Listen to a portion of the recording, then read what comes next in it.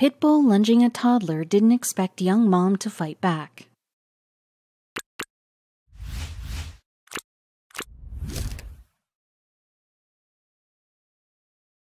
Growing up, we all heard from our parents that we should never touch a strange dog. But what about familiar animals? This Texas woman thought there wouldn't be any surprises in introducing her toddler to a canine she knew well. When the meeting veered off course, the mom quickly got in between the two of them. There was no time to think. Chelsea Camp had a lot on her plate, but her entire world revolved around one person, her daughter. 2-year-old Mackenzie was the apple of mom's eye, and the two of them went everywhere together. The Houston mother tried to give Mackenzie the best of everything, though she knew she couldn't protect her from all the dangers in the world. The girl couldn't live her life in a bubble. There had to be small risks. One began with a phone call from a friend. In 2014, Chelsea got word that a pal of hers was going on vacation and needed a good dog sitter. Would she be up for it?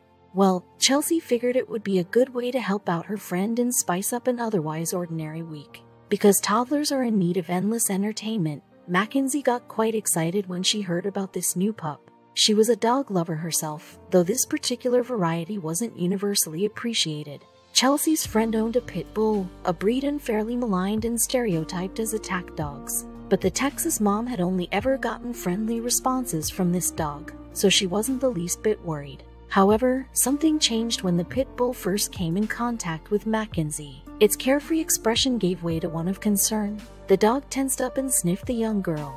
The canine then responded with a growl. In hindsight, Chelsea figured that her friend's pit bull must have smelled her own dog on Mackenzie. But the mom had no time to put that connection together when the animal pounced. Transforming into an almost unrecognizable beast, the dog went after her 2-year-old. This was no rough playing either. Terrified, Chelsea saw that the pit bull was going for the kill. Its teeth and claws were already all over her screaming daughter, and Chelsea realized she had to shield her little girl. Hoping she wasn't too late, the mother flung herself on the dog. Chelsea didn't even have a plan. Fortunately, that was when instinct took over. To stop the pit bull from mauling her daughter, Chelsea actually shoved her entire fist into the snarling mouth. She barely felt the lacerations on her hands and arms at the time. While wresting the pit bull for control, Chelsea jerked her head toward her daughter. Her face was so torn up that her own mother could hardly make out her features. She told Mackenzie to lie face down so she wouldn't choke on her own blood. Still, Chelsea knew that would only buy them a little bit of time. They had to somehow get away from this mad pit bull and contact emergency personnel. The mom had both her hands full, so she got inventive. Chelsea had to overpower the dog in language that it would understand. So, channeling her inner Mike Tyson, Chelsea lunged forward and sunk her teeth into the canine's ear. The mother pulled with all of her might. Chelsea tore the dog's ear right off. As the whimpering mongrel retreated, she called 911 and hoped her daughter hadn't lost too much blood. Both of them, in fact, were in pretty dire shape. Mother and daughter underwent emergency surgery. The pit bull went right for Mackenzie's face, so it took the best doctors to stitch her back up. That brave little girl had weeks of recovery ahead in the ICU.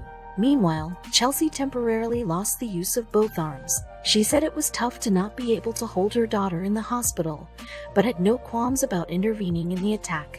"I would do the same thing with a human being," she explained. Following a number of procedures, Mackenzie finally was ready to go home.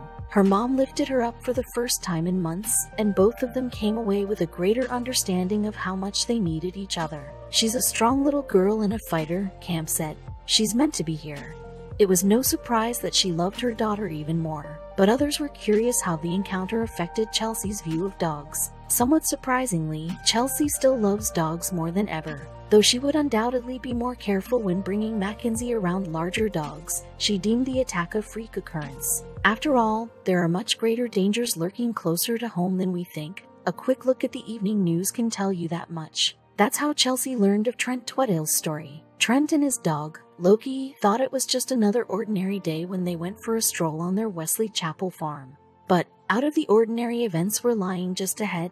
Considering Florida's climate is, as we all know, hot and muggy, little Loki dipped his toes in the nearby creek to cool off. What's the harm in that, right? Well, that's when things turned south. The 6-year-old rescue pooch couldn't have been happier. That is until something grabbed him from below the water's surface. With its bony scales and jagged teeth, the monster appeared out of nowhere. Trent was in a state of shock. The dog had his front paws in the river here that swelled after all the rain, and the dog was attacked by a gator. Yep, that's right, an alligator. It's practically Florida's mascot. An enormous gator, about 13 feet long, pulled little Loki into the water. The former Army staff sergeant didn't hesitate and snatched the dog's collar. The little brown and white pup, with a black spot over his left eye, was Trent's pride and joy, who he'd do anything to save. I grabbed the dog's collar to try to pull him back, and I ended up in a tug-of-war match with this gator, and the gator was not letting go, he said. Trent and the gator were neck and neck, with Trent literally trying to keep the reptile from gnawing on Loki's neck. Trent realized he was getting nowhere, and tugging on Loki's collar could potentially choke the pup. Trusting his gut, Trent let the collar go before leaping into the water. It was time for Plan B, so I let go of the collar, and I got about knee-deep into the water and started pounding on the gator's head until he eventually let go. Trent continued. He had no other choice. It was a miracle that the feisty reptile let go at all. Alligators have a chomp measuring 2,125 pounds per square inch of force. For reference, humans have an average bite measuring just 150 pounds per square inch of force. If Trent hadn't acted so fast, well, Loki might have been chopped meat.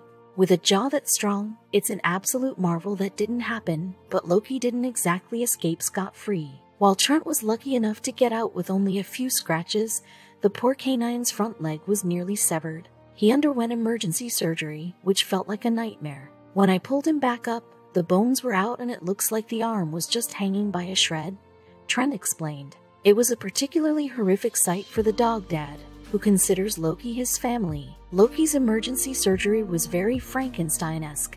They put metal plates and screws in and were able to reconstruct it that way. We're hoping that he can regain full use of his paws after this, Trent said. This catastrophe, as you could imagine, affected Trent deeply. While you can look at it as simply nature's way, predator versus prey, the hierarchy of the food chain, that wasn't enough for Trent. He was angry. Trent made it his mission to catch the gator in question. He wouldn't rest until he captured Loki's reptilian attacker, even setting a gator trap in the swampy area where the incident occurred. Still, he needed help. With the aid of Florida Fish and Wildlife Conservation Commission, Trent dangled a chunk of meat above the water's surface to entice the creature. He hoped the scaly guy would leap up, snatch the bait, and set off the trap. But Trent didn't exactly use a spare filet mignon as bait. The trapper did not have any bait, so I grabbed one of my roosters and we used him as bait for the trap. We haven't had any luck yet, he admitted.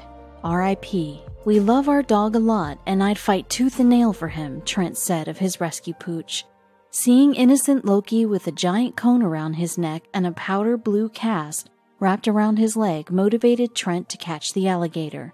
Though they both left the situation relatively unscathed, Trent couldn't help but be shaken.